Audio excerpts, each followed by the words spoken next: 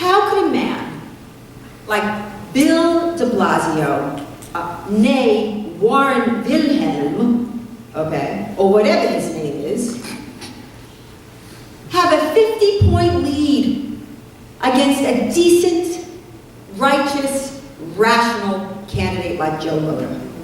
Now, I know we're not supposed to be partisan, and I'm not being partisan. I'm asking you logically, how is that possible? 50 points. There's no media here.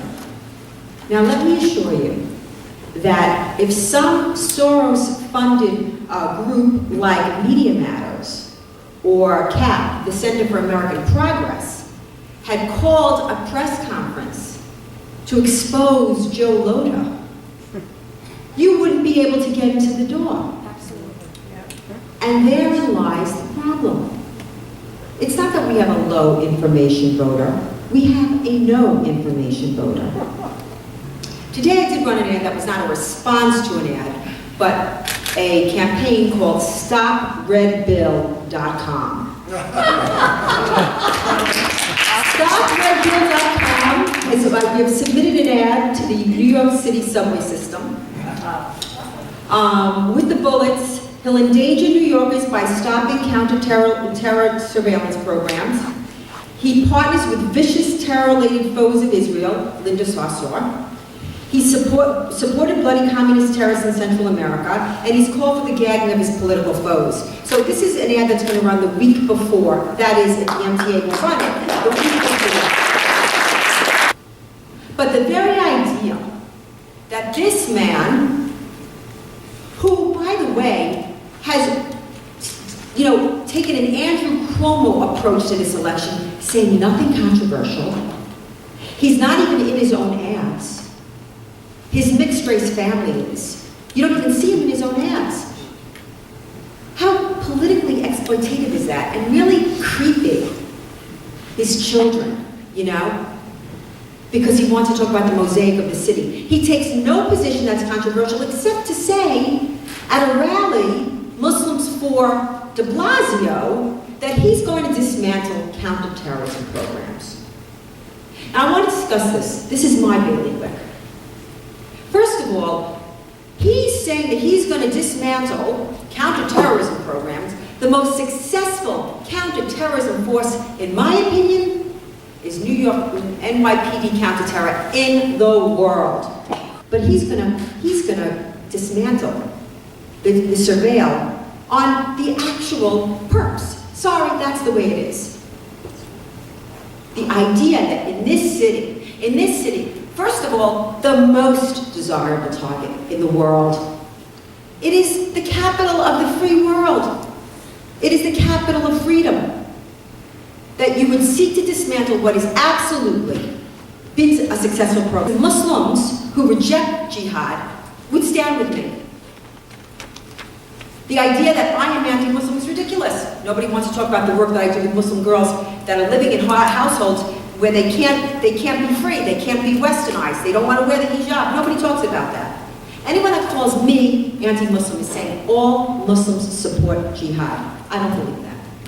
But there's a problem. I mean, just last week in New York, they arrested 2 jihadists. There's a problem. The 1,000-pound bomb to bomb the Federal Reserve building. There's a problem. And the problem is we can't talk about the problem. So now we can't talk about the problem, and you're going to dismantle jihad programs, to counter-jihad programs in this city. It's jaw-dropping. It's jaw-dropping that de Blasio was in Nicaragua. Where's the media on this? They want to know, as Cliff said, what's your favorite ice cream? And this is scary stuff. To me, the New York City Mayoral is the second most important job in this country. Could be argued, but I'd win.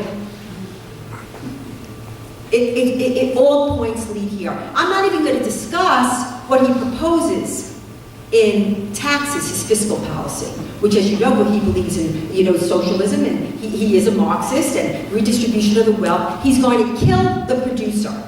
You see, you're returning to the days of Lindsay and Dinkins, but it's not even analogous, because in those days, there were myriad business sectors. Those days are gone. Manufacturing is gone. Those days are gone. What you have, the number one employer is Wall Street. The number two employer is social services. Well, without that goose that lays the golden egg, there is no social services. And when he says, listen, he was a junior staffer of Dinkins. He says Dinkins was a great crime fighter. I mean, this is the theater of the absurd. When black is white and white is black. Jews were getting killed in the streets of Brooklyn. Who doesn't remember Yom Rosenbaum? Yep. And he did nothing. Right. Nothing. Yep. Yes. And he's a great crime fighter. We're in trouble. So this is what we can come to expect. We're going to go the way of Boston and hope that we pray that Faisal Shahzad, Faisal Shahzad was the Times Square bomber. The Times Square bomber who wanted to set up a bomb, by the way, that would have dwarfed 9/11. If you've ever been in the city on a Saturday night at Times Square, it's teeming with humanity. Teeming. What happened to Faisal Shahzad? Bomb didn't go off. So that's our approach now.